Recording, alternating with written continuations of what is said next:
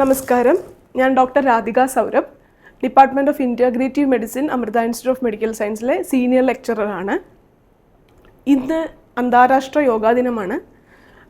യോഗ ഭാരതത്തിൻ്റെ ശാസ്ത്രത്തെ അല്ലെങ്കിൽ ഭാരതത്തിൻ്റെ ഒരു ഫിലോസഫിക്കൽ അല്ലെങ്കിൽ സ്പിരിച്വൽ ഐഡിയോളജിയെ ലോകത്തിന് മുന്നേ കൊണ്ടുവന്ന ഒരു വളരെ ഏറെ പ്രചാരമുള്ളൊരു ശാസ്ത്രശാഖയാണ്. ഇന്ന് യോഗയെ നമ്മൾ വെറുമൊരു ചികിത്സാ രീതി അല്ലെങ്കിൽ ഒരു പ്രോട്ടോക്കോൾ മാത്രമായിട്ടല്ല, മറിച്ചൊരു ജീവിതശൈലി കൂടിയായിട്ടാണ് കണക്കാക്കുന്നത്. ഇപ്പോൾ ഏറ്റവും കൂടുതലായിട്ട് പറയാനാണെന്നുണ്ടെങ്കിൽ നമ്മളുടെ വെസ്റ്റേൺ ഏരിയയിൽ, വെസ്റ്റേൺ മെഡിസിൻ ആയിക്കോട്ടെ, വെസ്റ്റേൺ കോമൺ ആൾക്കാരുടെ ഇടയിൽ തന്നെ യോഗയ്ക്ക് വളരെയധികം പ്രചാരമാണുള്ളത്. ഇന്ന് ഏറ്റവും കൂടുതൽ റിസർച്ചസും ഏറ്റവും കൂടുതൽ പുസ്തകങ്ങളും യോഗയെക്കുറിച്ച് എഴുതിയിട്ടുള്ളത് വെസ്റ്റേൺ ആൾക്കാരാണ്.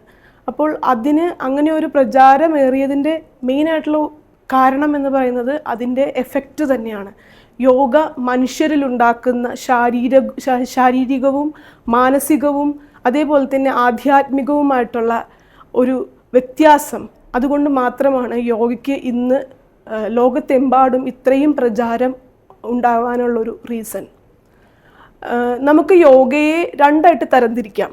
ഒന്ന് സാധാരണ യോഗ അഥവാ കോമൺ യോഗ, രണ്ടാമത്തത് ക്ലിനിക്കൽ യോഗ അഥവാ തെറാപ്യൂട്ടിക് യോഗ. അപ്പം സാധാരണ യോഗ എന്താണെന്ന് പറഞ്ഞാൽ എല്ലാവർക്കും ഒരുപോലെ ഒരേ സമയത്ത് ചെയ്യാൻ പറ്റുന്ന യോഗ ടെക്നിക്കുകൾ, അതിനെയാണ് ജനറൽ യോഗ അഥവാ കോമൺ യോഗ പ്രോട്ടോക്കോൾ എന്ന് പറയുക. നമ്മളിപ്പം യോഗ ഡേയിൽ എടുത്തു നോക്കുമ്പോൾ ഒറ്റ ഒരു പ്രദേശത്ത് ഒരുമിച്ച് ഒത്തൊരുമയോടുകൂടി നമ്മളെല്ലാവരും ഒരേ സമയം ചെയ്യുന്ന പ്രോട്ടോക്കോളുകളെ കോമൺ യോഗ പ്രോട്ടോക്കോൾ എന്ന് പറയുന്നു.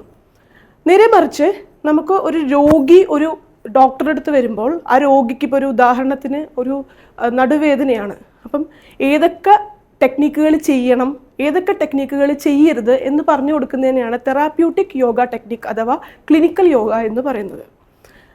ഞാനിപ്പോൾ ഒരു ഉദാഹരണം എടുത്ത് പറയാം. ഒരു നടുവേദനയുള്ള ഒരു പേഷ്യൻറ്റിനോട് എല്ലാ ആസനങ്ങളും ചെയ്യാൻ പറഞ്ഞാൽ അത് തെറ്റാണ്. കുനിഞ്ഞു നിന്നിട്ടുള്ള ആസനങ്ങൾ നടുവേദനയുള്ള പേഷ്യൻസ് ചെയ്യരുത്. അതേപോലെ തന്നെ മൈഗ്രെയിൻ ഉള്ള പേഷ്യൻ്റ് ആണെങ്കിൽ ഇന്ന ആസനം ചെയ്യണം അല്ലെങ്കിൽ ഇന്ന പ്രാണായാമം ചെയ്യണം എന്നത് ഒരു ഡോക്ടറിന് മാത്രമേ പറഞ്ഞു കൊടുക്കാൻ സാധിക്കൂ. അങ്ങനെയുള്ള ടെക്നിക്കുകളെ നമ്മൾ ക്ലിനിക്കൽ യോഗ ടെക്നിക്സ് എന്ന് പറയുന്നു.